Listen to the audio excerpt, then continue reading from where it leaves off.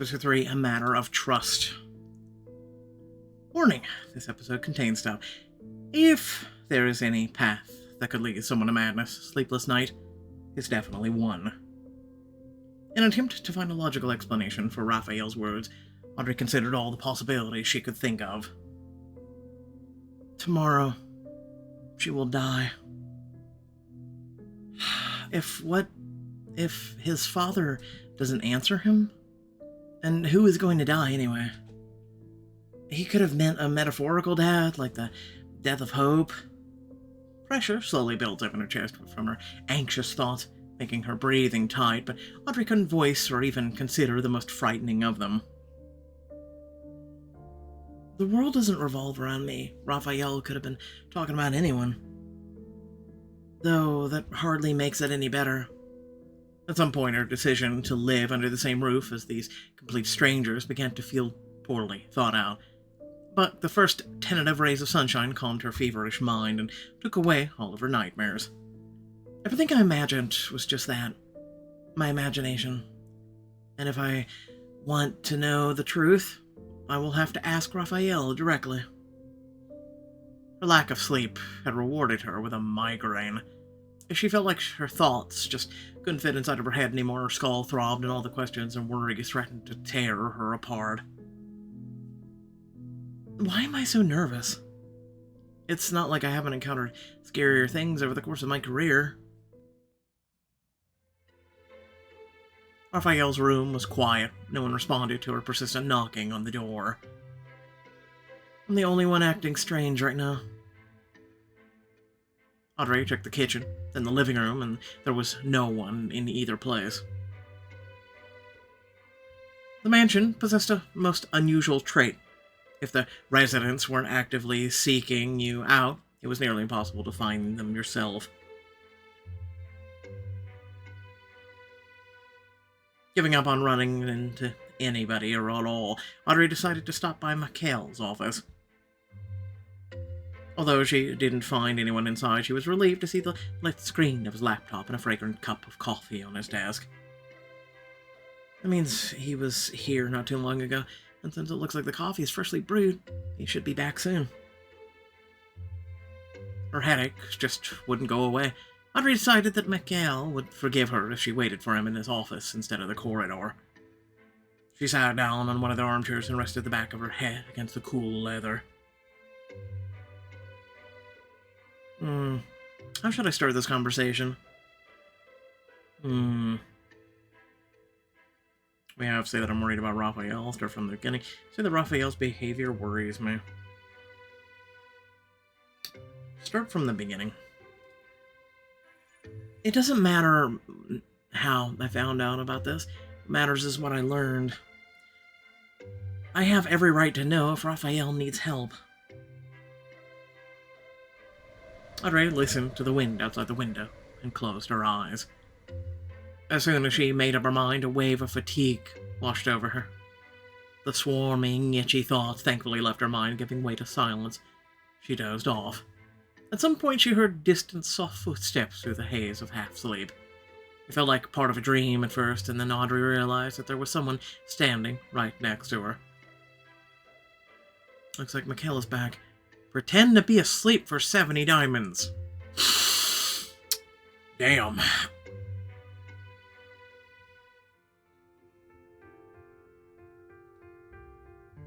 Gradually, she came to, but she was in no hurry to open her eyes.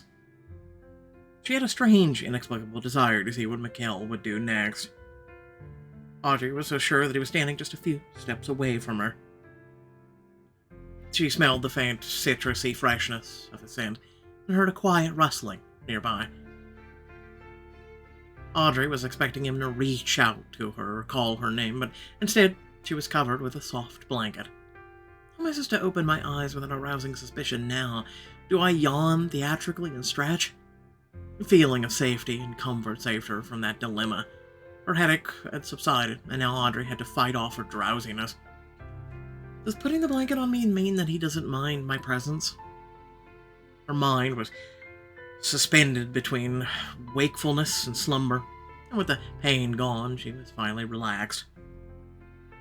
Then she heard the muffled sound of a chair move, followed by the gentle clicking of a keyboard. All the sounds and smells that filled the room seeped into her dream. She watched the way he typed with his graceful fingers, how he glanced at her when the sounds went quiet and he took a sip of coffee. She admired him openly, as one could only do in a dream.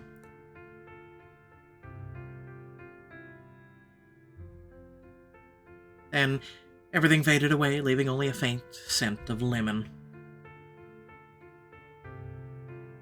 Audrey couldn't tell exactly how much time had passed before she felt the light touch of a cool hand against her forehead, so gentle that it seemed to be nothing more than a continuation of her dream.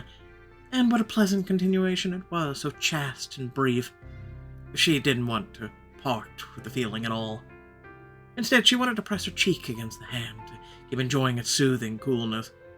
And she felt the touch again, this time from thin fingers instead of a palm. They affectionately brushed a stray strand of hair from her face. And this time Audrey was more cunning.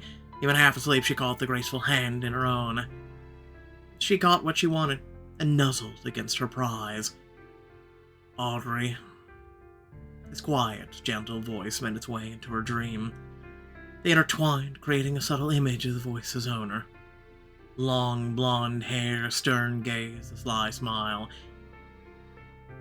Audrey wished that the hand would be a bit more bold and make the dream a little more interesting. And then the guest from her dream obliged. The thumb stroked her cheek. Goosebumps ran down her body, sobering her. Audrey opened her eyes and saw Mikkel crouched beside her chair. He clearly wasn't embarrassed having her cheek pressed against his hand, though the same could not be said for Audrey. The rest of the dream quickly dissipated, and as if she had been doused with a bucket of ice water. I'm sorry. You've been asleep for so long. I was starting to worry you had a fever. He didn't try to pull his hand away. Instead, he observed her reaction with a slight smile. No, I'm the one who should apologize. Having come to her senses, she let go of his hand, unsure where to put her own. She clutched the blanket. I didn't sleep much last night. I should have gotten myself in order before coming here. Did something happen? He sat so close that she had trouble focusing. Did I really grab his hand like that? He was so stately and collected, but he sat there so casually, here, right in front of her, looking in her eyes. Did he lean in to brush the hair from my forehead? Audrey found herself unable to make a sound, so she just shook her head. Sensing her embarrassment, he stood and went over to the desk. I just wanted to talk to you. Nothing more. Sitting in his chair and folding his hands together, he watched Audrey with a serious expression. He likes how flustered you got.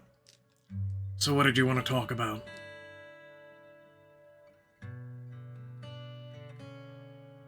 I wanted to talk about Raphael.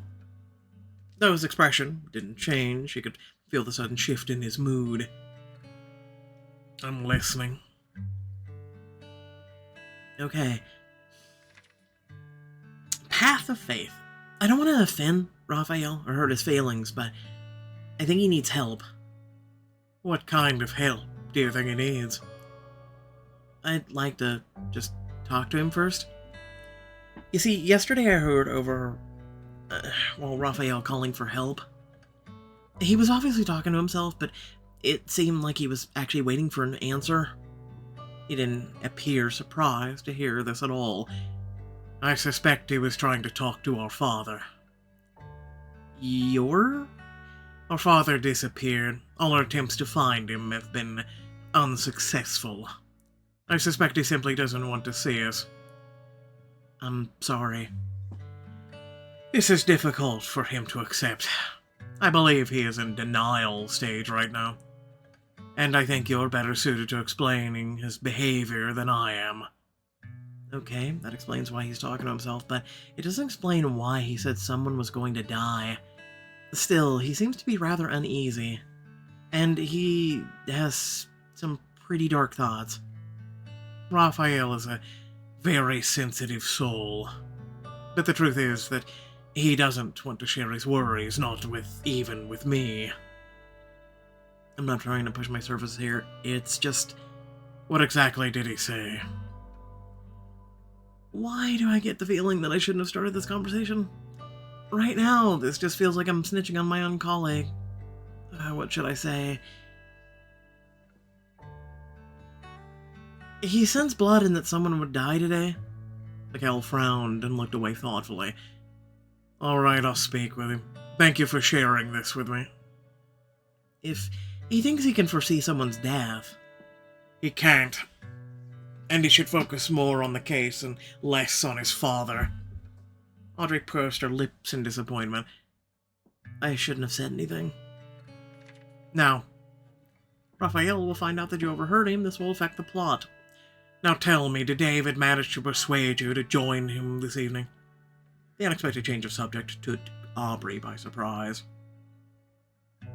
Yes. Would you like to come with us? I'm afraid I won't be comfortable in the sorts of places David enjoys. Now I'm curious about the kind of places you prefer. If you're that interested, I'll be happy to show you next time. In the meantime, I would like to give you something. He took a small box from the desk and handed it to her. Wow, it's so beautiful. Ah, necklaces. Okay, I get it.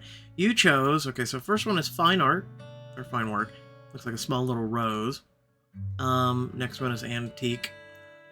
Modest jewelry. I like the antique. Why not?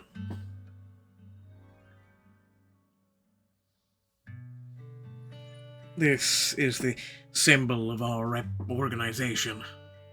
Audrey turned it over in her hands. I've heard this rose has many meanings. Which one do you use? Sub rosa, which means under the rose in Latin. In ancient Rome, anything that took place in rooms strewn with rose petals was considered confidential. Our symbol is a symbol of silence. Keeping your mouth shut. I see. It seems like gifts come packed with extra meaning around here. Audrey nodded, smiling sweetly. If I've managed to allay your fears and you're willing to continue working with us, then I dare not keep you any longer. Even the hints they drop around here aren't subtle.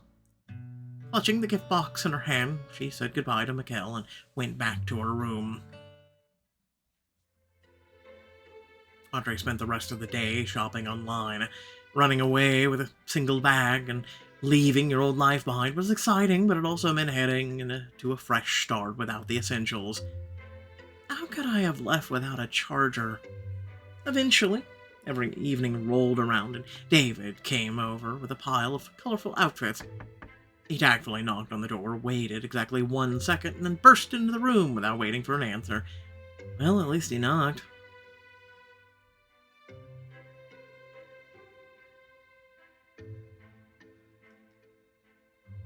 What kind of couriers hang out in the yard all day, little witch?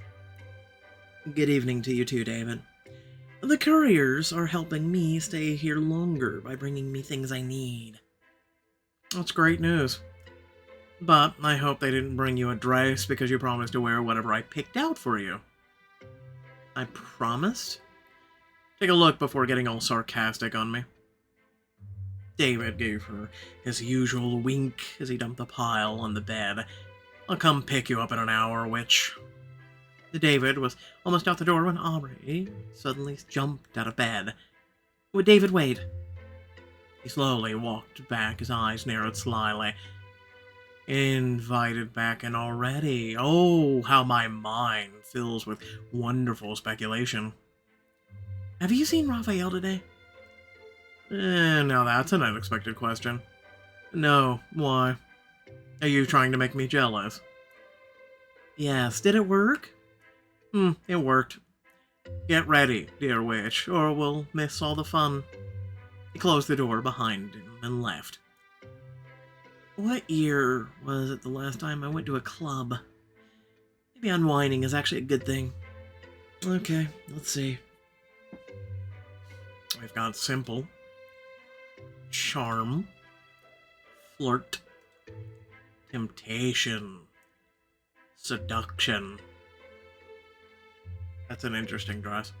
Get everything for 153.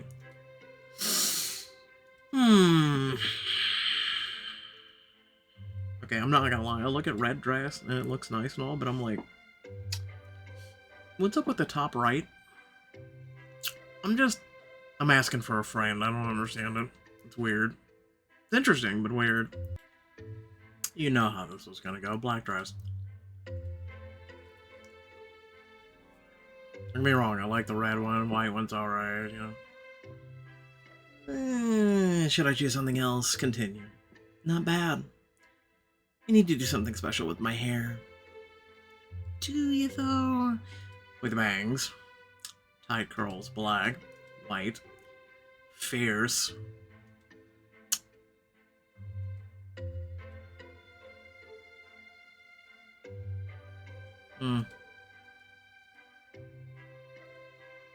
Yeah, that works. That actually works.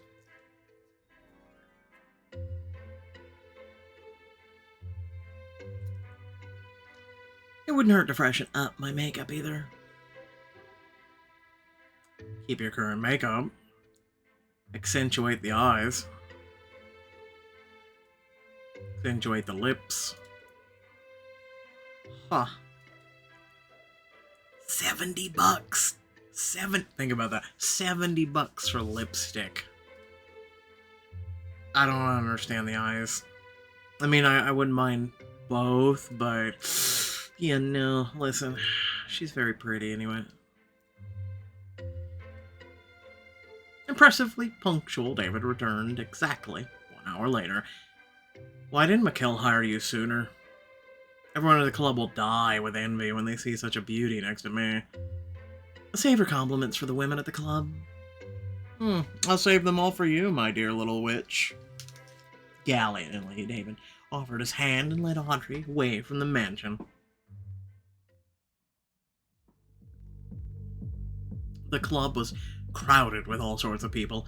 Someone was trying to convince the bouncer to let them in, but the stern man wouldn't budge. You're already drunk. Go home, sleep it off. So you lost your passport and decided to celebrate that at a club? Audrey's mood immediately sank. She didn't want to stand in line in the cold and argue with security. But David deftly navigated the crowd and went straight to the entrance. David, I haven't seen you in a while. I had no reason to come, my friend. In that case, I'm glad you finally found one. And a beautiful one at that. Welcome, miss.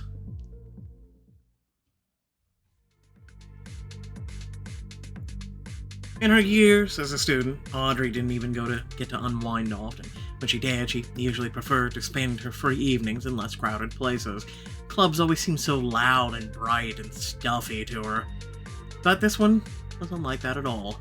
If properly managed, they're not. It was dimly lit. The low music seemed designed to create an intimate atmosphere.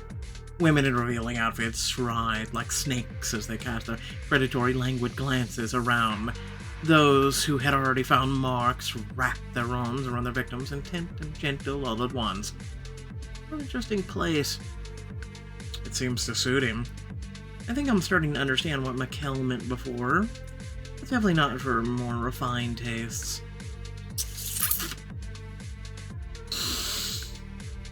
I don't know, I'll go with Mikkel. Everything here is just a bit too vulgar. Almost dirty. Do you come here often? That depends on your definition of often. She didn't get a chance to respond before a pretty woman walked up and took him by the hand. David, where have you been? We missed you so much. Not as much as I missed you, my dear. I can tell. You always find a reason to leave us so sad and alone. Audrey felt a heavy, appraising gaze on her and met it with a defiant raise of her brow. Are you going to ask the reason's name? Oh, bold, it suits you. Indeed. We'll see. Well, I won't interfere. If you need me, you know where to find me, honey. With a parting wave, Charlie walked off and David headed for the bar. We weren't even introduced, but Charlie, okay. What an interesting woman. Charlotte owns this club. Everything is free for us here, so order whatever you want as much as you like. What will I have? Whiskey on the rocks, glass of wine, non-alcoholic cocktail. Figuring where I am, I'm gonna need a little something. Glass of wine. Right, I'll be right back. David disappeared into the thirsty crowd, and then Audrey felt like she was being watched. A young man seemed to have been waiting for David to leave. As soon as he was out of sight, the stranger approached and leaned against the bar next to her. Hey there. Okay, Adam's family, crawl back into your book. The man's eyes looked a little glassy, but he didn't seem drunk. Hello. Can I help you with something? I haven't seen you here before. I haven't been here before. He looked around quickly and then moved even closer. Want to have some fun? No.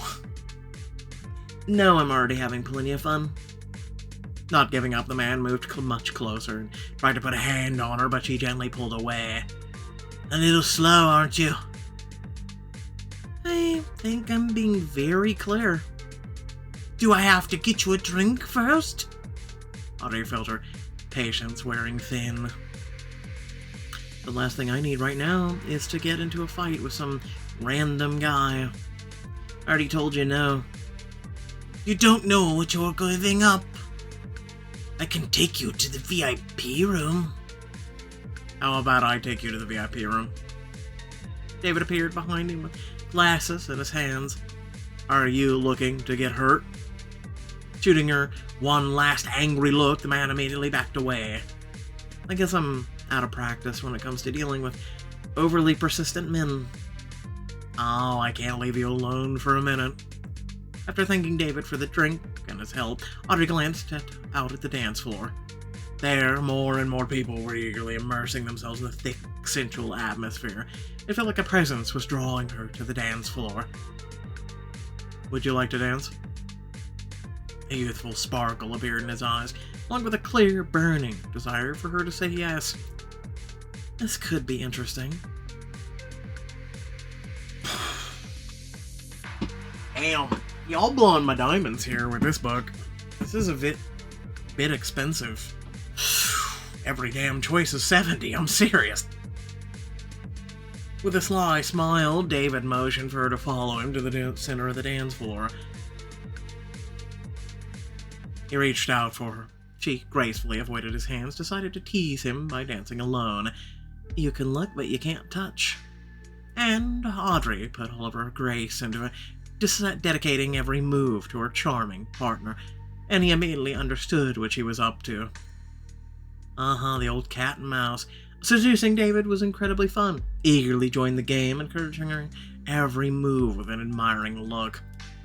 Audrey arched her neck gracefully, drew an invisible line with her fingertips from her chin to her collarbone. She swayed her hips to the beat of the music, smoothly, carefully, almost innocently. She felt that at this very moment she had undeniable power over the grinning young man's gaze. He obediently followed her every move, taking in every inch of her body where her seductive hand pointed. She wanted to lead his eyes even further, to have him look where no one normally could. Slowly, she let his gaze lower. She traced her chest and lingered, allowing him to enjoy the view. She slid her hand along her waist and down to her hips. Audrey. His voice sounded like a warning, an attempt to remind her that sometimes games can be taken too far. She liked being on the edge. It's been so long since I did anything fun. I was always a strict doctor. Well, I'm not a doctor anymore. She wanted to lose herself even more, and she was sure that he wanted to help her do just that. She flirtatiously slid a hand over his shoulder. She gently stroked his forearm, grabbed his hand, pulled him into her space, letting him join the dance.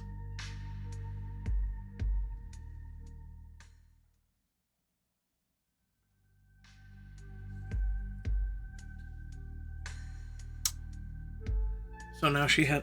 Come on, guys, if I'm paying 70 diamonds for this shit, I'm just gonna say it. If I'm paying 70 for this, you at least gotta get the dress and hair right.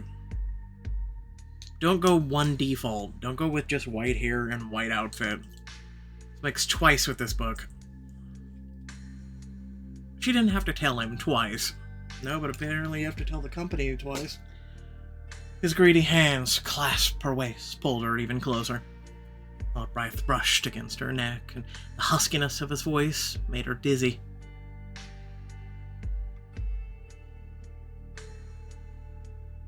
I know what you want. Really? I don't remember sharing anything like that with you. You don't have to say a thing. One look by the bar, my dear witch, was enough for me.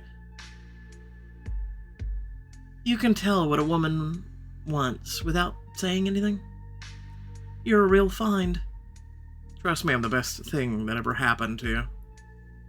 I only have one flaw. Overconfidence? He touched the tip of his nose to her cheek and stopped a hair's breadth away from her lips. His heavy, deep breathing tickled her skin, but David did not cross the line. It was difficult to tell if he was playing around or burning with the same desire as her. It's impossible to get enough of me. Moving a little closer, Audrey kept her lips a breath away from his and whispered, Then it's a good thing that I won't try. Smiling, she moved back but didn't break away from his hold. A shadow of regret crossed his face, even as his hands grasped her waist and a little tighter. It's the bitter truth, my dear little witch. How else would you and I continue to work together? It'd be terrible. But so much fun. It seemed like David had no intention of letting her go, even though they had long since stopped dancing. The music, the people, everything faded into the distant background. Audrey wondered what he would do next and tried to ignore her own desires. David will remember this dance for a long time. Oh my god, Audrey, get a grip. Could you, please? The conversation didn't last long. A loud scream sounded from the depths of the club. David immediately stood between Audrey and the corridor where the scream came from. What's going on? Let's find out. David's agitated friend came out of the hall, spotted him, and quickly approached them. Call Felonia. We have a problem. How serious is it? Very. Let's go. There was no trace of playful woman they'd met earlier. What happened? Do you need help? Path of high reputation. I should probably take you home. She doesn't look like a pampered young lady, David. And we don't have time anyway. Let's go, everyone. After walking down a corridor with dozens of doors, Audrey found herself in a small room with no windows. Something in the room smelled awful, though it was difficult to pinpoint its source. Apparently, someone had used an entire can of pine-scented air freshener to cover up the stench. All it did was give her a headache. Private rooms. I see why Mikkel had mixed feelings about this place. I'm going to assume someone's probably dead. A wide bed covered with crumpled, bright red sheet immediately caught her eye. The floor was littered with dirty paper towels. Audrey quickly turned away. Disgusting. I'll have to start carrying gloves with me. A woman was huddled in a corner, sobbing, staring down at the ground. Something bad had to have happened to her. Audrey crouched down beside her, looking into her tearful eyes. Hey there. What's your name? The woman sobbed softly as she watched David move around the room. He sniffed the air like a bloodhound and paid her no mind. The bed is more important than a person in distress now? No, he probably thinks you have it because you are the psych after all. Emma. Her voice soft, cracked, and she fell silent again. I need to try and get her to talk. Introduce yourself. My name is Audrey. I'm a doctor, and I'm going to help you, okay? Finally, turning away from David, the woman nodded. Okay. I regret ever coming here. Emma, listen to me. It's not your fault. Whatever happened here, it's not your fault. No, it is. Barb told me I shouldn't come here, but I kept insisting. Everyone back on campus talked about how cool this club is. The woman clutched the pendant hanging around her neck and pressed it to her heart. Is Barb your friend? My little sister. We're almost never apart. As if to prove her point, Emma unclenched her fist and revealed half of a silver heart. Is she in the club now? Yeah. Good, a loved one. That's exactly what you need right now. We should have been home by now. I promised my parents that we'd be back by midnight, and we're already terribly late. Father's going to kill us both. I'll bring your sister here. Just tell me where to find her. Emma nodded fearfully in David's direction. Audrey turned around, not quite sure what she meant. Only then she did notice the blood-stained hand peeking out from under the bed. Let's wait for Phil. I don't think she'll be happy if we got started without her. Is she... Have you checked her pulse?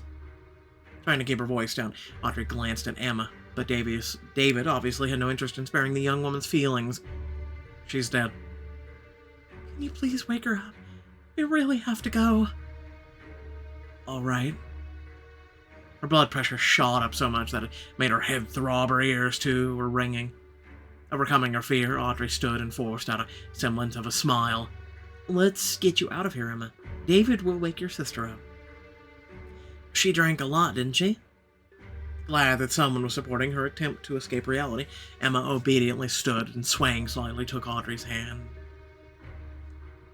Barb doesn't drink at all. She goes to church.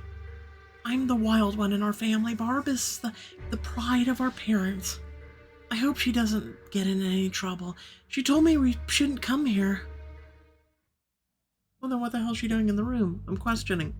In the corridor, Felonia was already rushing towards them, followed by a couple of doctors and a tall man in a uniform. Glancing at Emma, she asked sternly and briefly, Where? Audrey pointed to the right door as she handed Emma over to the doctors. She tried to convince them to give Emma a sedative right away. How horrible.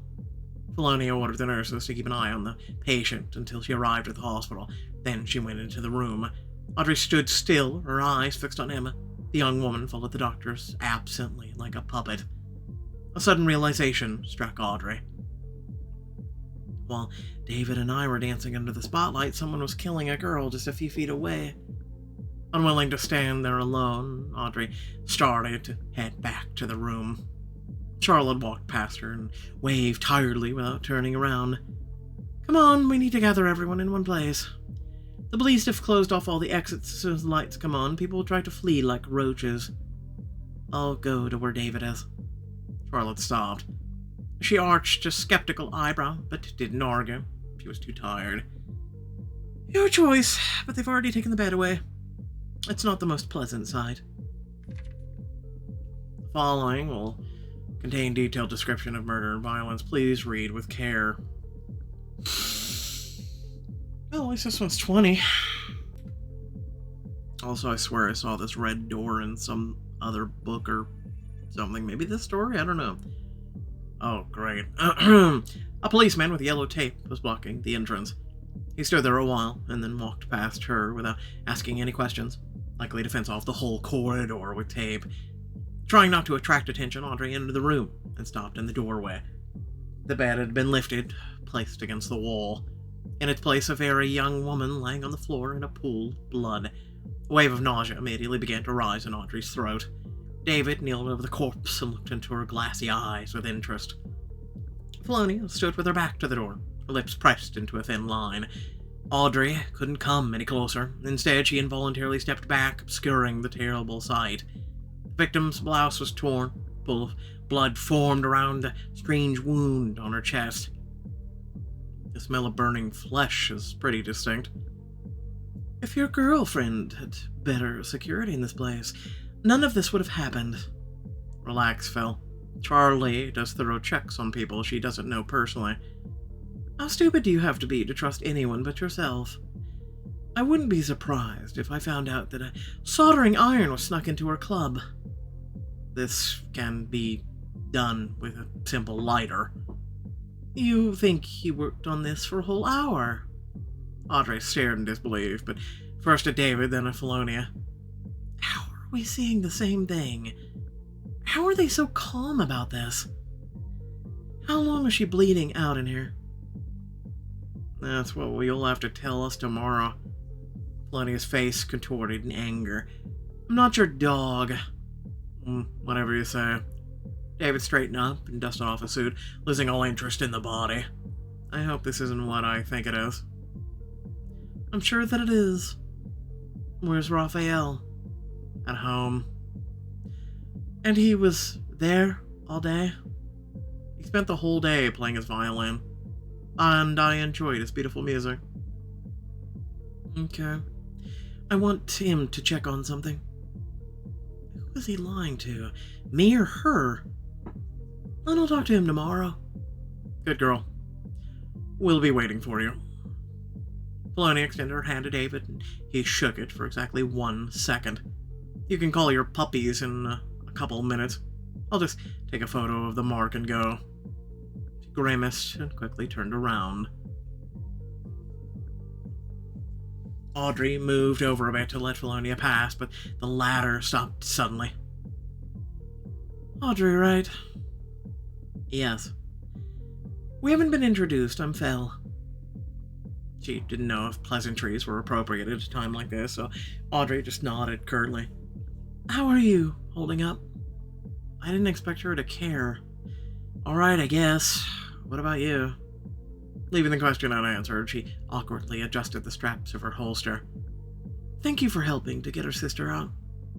Felt like Fel wanted to say something else, but couldn't bring herself to. Don't linger around. I'll get forensics in here. Once she was out of earshot, David came out of the room. How are you holding up? I'm fine. Ready to head home?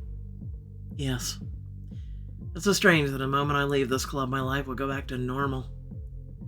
While for that girl's family, their life as they known it has ended here. I'd like to visit Emma sometime. Can we do that? Surprised by the question, he shrugged. Sure, if you want to. Phil will stop by tomorrow and ask. You can ask her how to go about doing that. The heavy weight on her heart lightened just a little, and Audrey followed David out. Club goers gathered on the dance floor were upset that they weren't allowed to leave. But for some reason, the police let her and David through without any questions.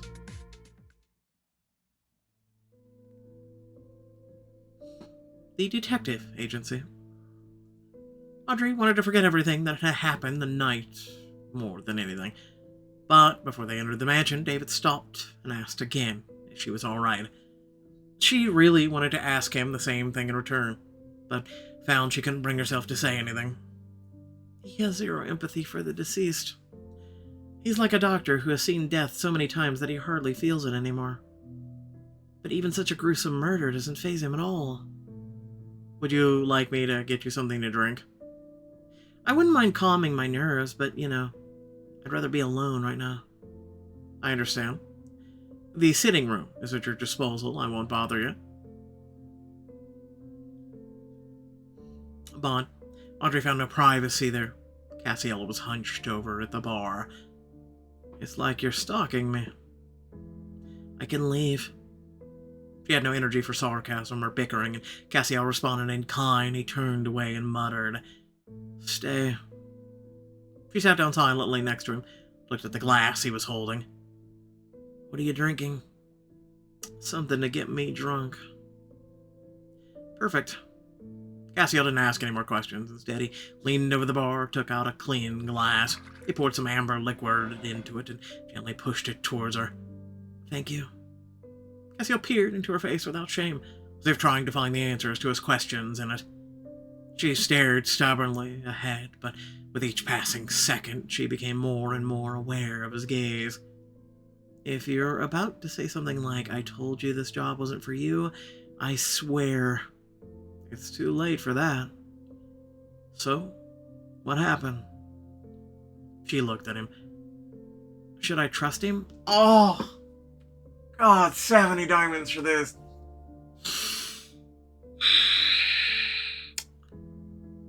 Love you, people. This is one of the reasons why I kind of space the chapters out and things like that. You know, I'm just saying, it's quite expensive. I'm not made of money. Audrey clenched the glass in her hand so hard that it felt like it might shatter.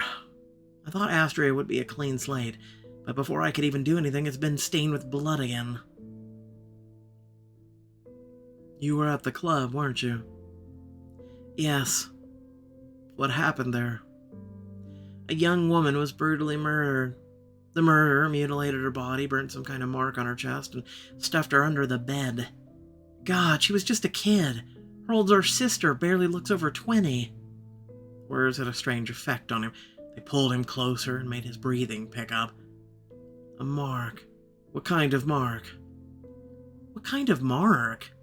She wanted to scream at him, to make him realize that wasn't the right thing to ask in this situation. That this was all about a lost life, not mutilated flesh.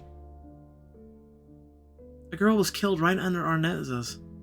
Nothing but a flimsy door separated us, and if anyone had opened it, if they had only heard. But Cassiel was apparently no longer listening. I need to talk to David. He was just about to get up and leave, but her unexpected question forced him to sit down again.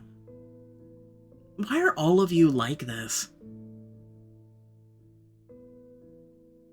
Why don't you care at all?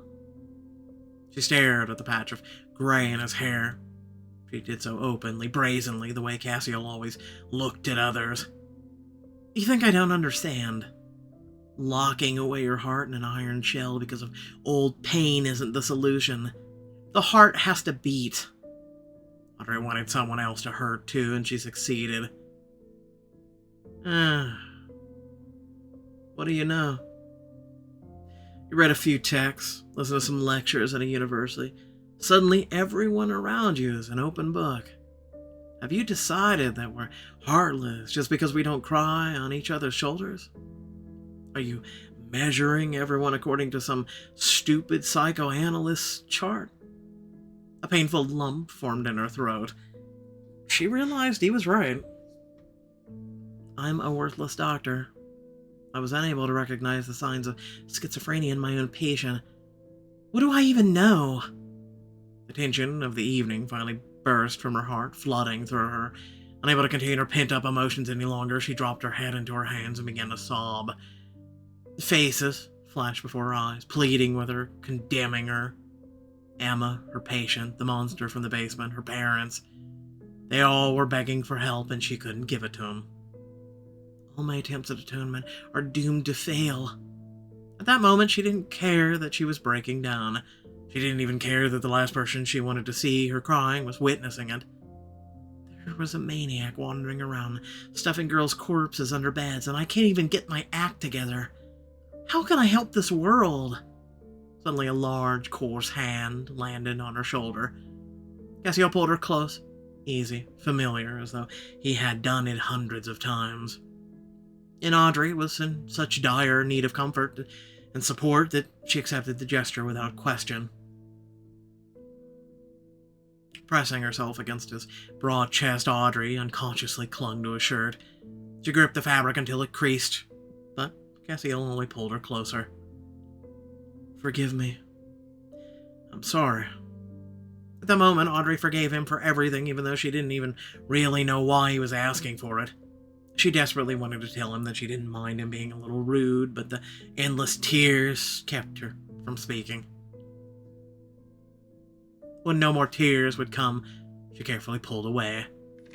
Sorry, but I need to talk to David. Yes, of course. He hesitated for a moment, looking caught between staying and leaving, and then he looked into her eyes once more. Go ahead, I'll be fine. He finished his drink and left the room without another word. Good. Solitude brought no relief. All her fears, doubts, memories began to fill the silence with her incessant whispering. I should go get some fresh air. I'll sit by Astrea's statue. Maybe a miracle will happen and she'll help me calm down. Leaving her drink untouched, Audrey got up and ran to the garden. Trying to ignore her unwanted thoughts, she pulled the heavy door open and ran into an equally lost Raphael. Oh, shit, sorry. Something small fell from the man's hands. It rolled to her feet with a soft clinking sound. Sorry. Did I startle you? Judging by the look on his face, he was the one who needed comforting. Where's he been all day? No, I'm fine. Audrey went to pick up the dropped item and froze. It was a silver pendant in the shape of a heart. Thank you. Raphael carefully took the pendant from her, hastily stuffed it in his pocket. This is too ridiculous to be true. I seem to have missed Cassiel. He went to talk to David. Thank you.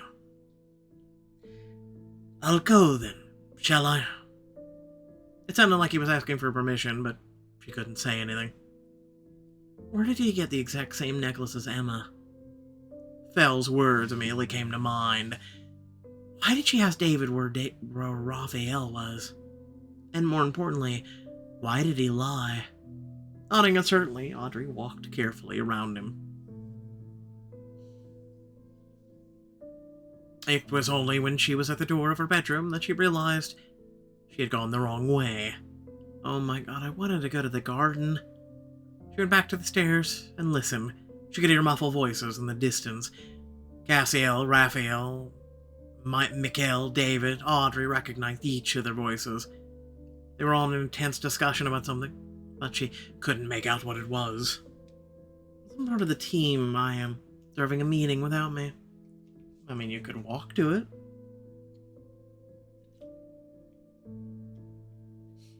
Audrey went down to the first floor and stopped close by the door to Mikhail's office.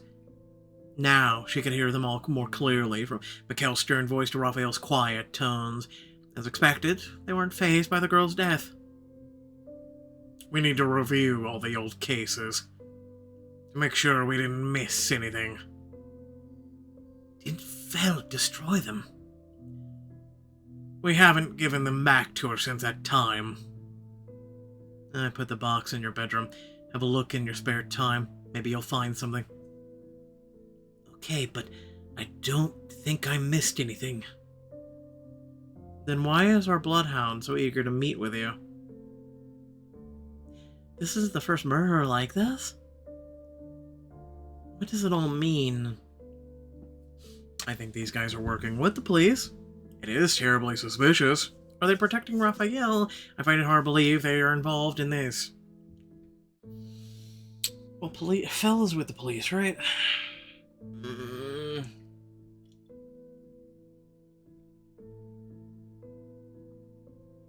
Alright. That's why Fell turns to them for help.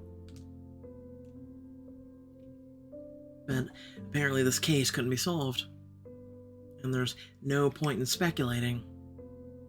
I have to get a look at those old cases. There was no time to agonize or wrestle with her conscience. Their meeting could end at any moment.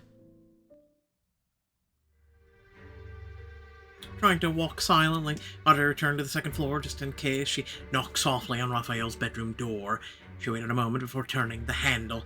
Deep down, Audrey didn't want to see anything personal of his, or anything that Raphael wouldn't want to show uninvited guests.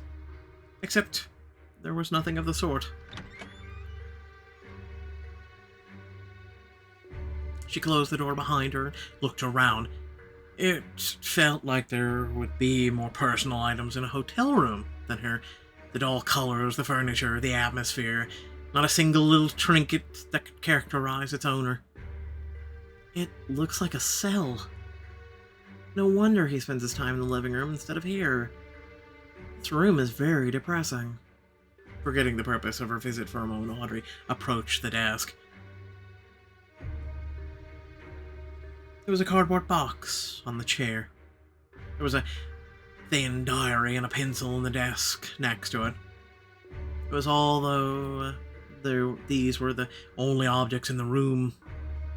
Resisting the temptation to look elsewhere, Audrey opened the box. I bet it's just like this in the closet and bathroom, too. The first thing she noticed were the photos. It was hard to notice much else when the glassy eyes and the mutilated faces were peering out at her from the photographs.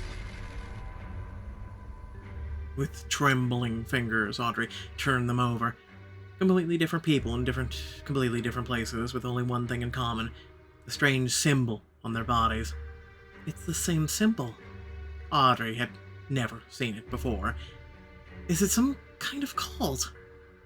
I'll have to ask Ruth. She definitely knows more about religion, than I do. And it would be good to take a photo of it. I doubt I can accurately describe it in words. Take a photo.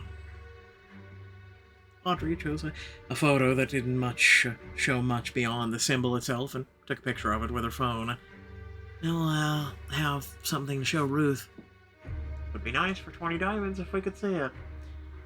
And it'll be easier for me to find some information on the internet, too. She took a photo. This will affect the plot. Carefully returning the stack to its place, Audrey opened a thin folder containing information about the case. According to the records, the body of a young man was found in a restaurant full of people, and only he, like Emma's sister, had the symbol burned into his chest. In the other photos, the symbol appears to have been cut out. But she really didn't want to go through all of them just to make sure of it. Audrey carefully closed the box and decided that she would ask Mikhail about this directly. Since he insists on honesty, he will have to answer my honest question. What connects them to these cases? And what are they trying to find?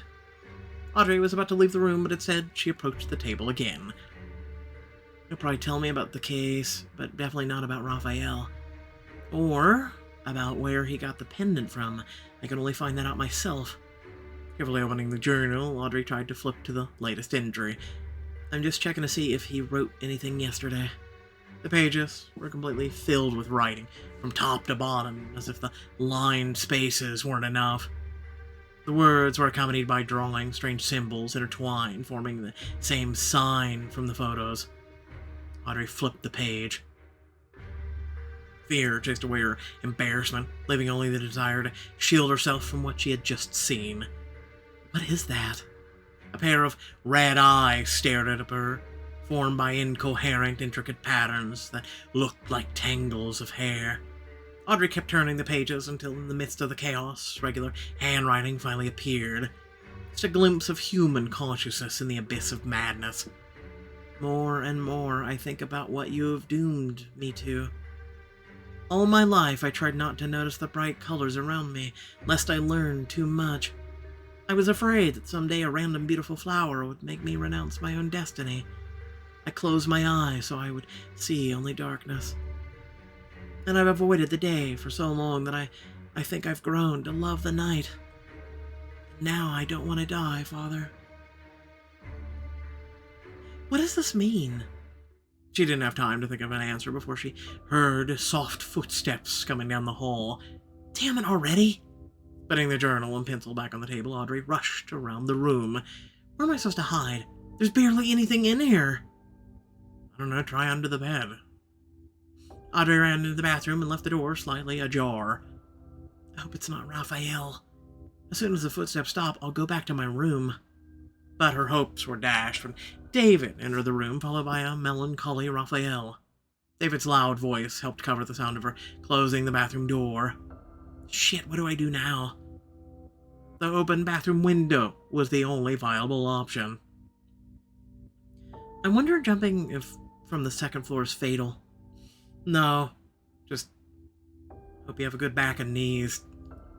Don't at me, I used to do it. Just parkourish. I thought I was no, moving on, shut up. Sneaking over the window. Ugh, Audrey looked down.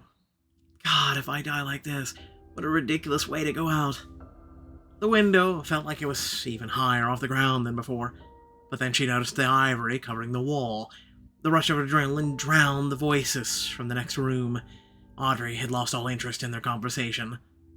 I have to get out of here without getting caught.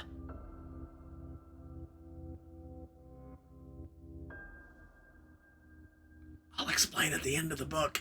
She dangled her legs out the window and then turned around and grabbed the sill. Okay, it's not that high. Audrey placed her foot on the thick greenery, trying to feel around for support. Lo and behold, she found it. She inched down. She suddenly felt the ivy slowly peel away from the wall. No, no, no, no, no, no, no, no. Slowly, like snapping strings, the stems tore one by one. She tried to grab the windowsill again, but it was already out of reach. Time seemed to slow down. Audrey heard her final hope for a safe landing snap with the last vine. She glanced at the window. She looked down, and she was horrified at the distance between her and the ground. It's too high. This is gonna hurt. And a moment later, she felt the terror of a free fall. The wind chilled her body as she fell. The ground was approaching too fast. Audrey had closed her eyes and braced for impact, but instead she felt someone's arms catch her. How? What? What? Raphael? But there was no one there a second ago. I saw him.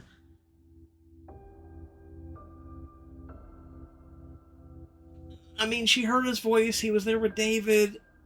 I'm even like, what? Vampire? Question mark? He was definitely in the room. It couldn't have been someone else. It was Raphael. But how did he get here?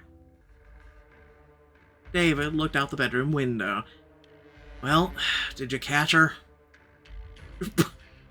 Judging by his cheerful expression and the way he was amused by the situation, coming down now, using the stairs, like everyone else. Audrey turned her stunned gaze back to Raphael. He was in the bedroom. He couldn't have got downstairs that fast. How did he manage to get here before me? But how did you... I thought I saw you come in. Audrey cut herself off mid-sentence. Come in... Where? His room? Oh, realizing the danger had passed, Audrey noticed that he was still holding her. He stood firmly on his feet, looking as if catching people falling out of windows was something he did every day. I should probably get down. Another 70 diamonds, holy shit. Stay like this. Audrey wrapped her arms around Raphael's neck. She looked at his slightly disappointed face. Is he disappointed in me? I won't embarrass you any further. I'll just ask you one thing. Is it really worse to be caught than to hit the ground? Not knowing how to answer, Audrey shrank into his hold. She wrapped her arms tighter around him as if afraid he would drop her in retaliation.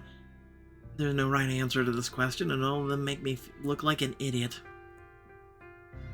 Audrey actually brushed her fingers against his neck, causing goosebumps to rise on his skin. Maybe this is the first miracle. Raphael was there when I needed him most. An inexplicable miracle.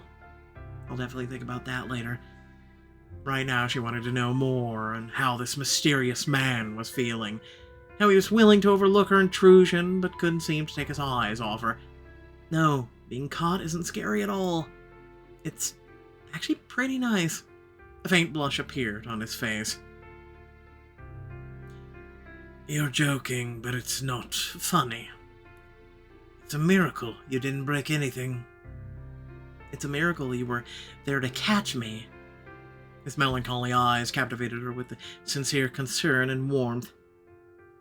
These can't be the eyes of a madman, or of a criminal. Next time, just find me and ask me directly, okay? You're not that easy to find, you know. You didn't really try, Audrey. That he was more worried about her well-being than the fact she had broken into his room made her feel strangely warm inside. He's so cute when he pretends to be angry. A strand of hair fell across his gloomy face, and she tucked it carefully behind his ear. He's blushing so much. He's acting like he's the one who got caught in my bedroom. Audrey lowered her hand back to his neck. This time, she deliberately ran her cold finger slowly over his skin. The man's grip tightened. He pressed her closer to his chest. He's been holding me for quite a while now, but he doesn't look like he's getting tired, and he caught me so effortlessly. There was power hidden in that seemingly fragile body, restrained and exciting. Then Audrey realized that it was time to get down. The hand at her waist was getting too hot, and the man's chest heaved more noticeably than it had at the beginning. Can you let go? He didn't immediately realize that he was being asked to do, and he stared into her eyes, mesmerized. And then, hastily but very carefully, he put her back on her feet. He clenched his hands into tight fists as if blaming himself for his momentary weakness. Thank you. It seems that Raphael will be thinking of you today. I didn't need to know that, but okay. I know you don't trust me. And I'm sorry that my grief led you to the wrong conclusions. He was right to know why I don't trust him. I saw a pendant in your hands, the same one that Emma's sister had. Emma? The woman whose sister was killed in the club. He spoke slowly, choosing his words carefully. Phil gave this pendant to David. He gave it to me. If you recall, I study objects. The pendant only ended up with me because I had to do my job. His explanation did make sense. I should have guessed and just avoided this whole thing. Okay, I'll be blunt. I feel like you guys are keeping something from me and I don't like it. Secrets breed speculation. I hope you understand that.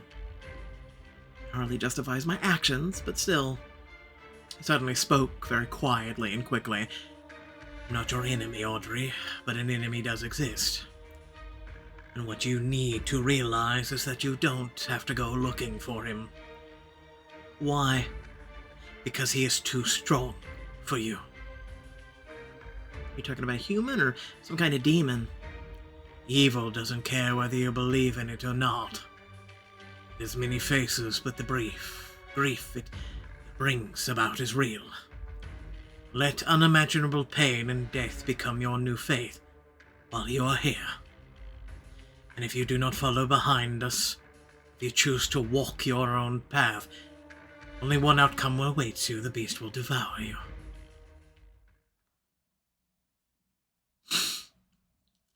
I still would like to know how you got downstairs.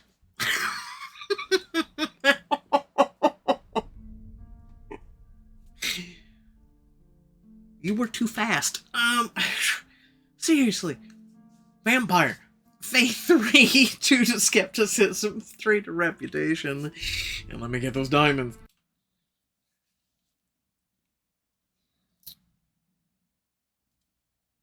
Stop asking every time I'm on this app. Okay, so it looks like episode 4 is currently readily available. Yay. We'll get that out ASAP. I'm trying to concurrently do a lot of content, so... let's back out of that for a quick second. So without further ado, hopefully you did enjoy. Remember to like, share, and subscribe. Head down description, plenty of things to check out there, ways to support and whatnot. So again, not made any money. I try in every day. Like that 3 ad right there at the bottom. As soon as I'm done with this, I'm going to be clicking it.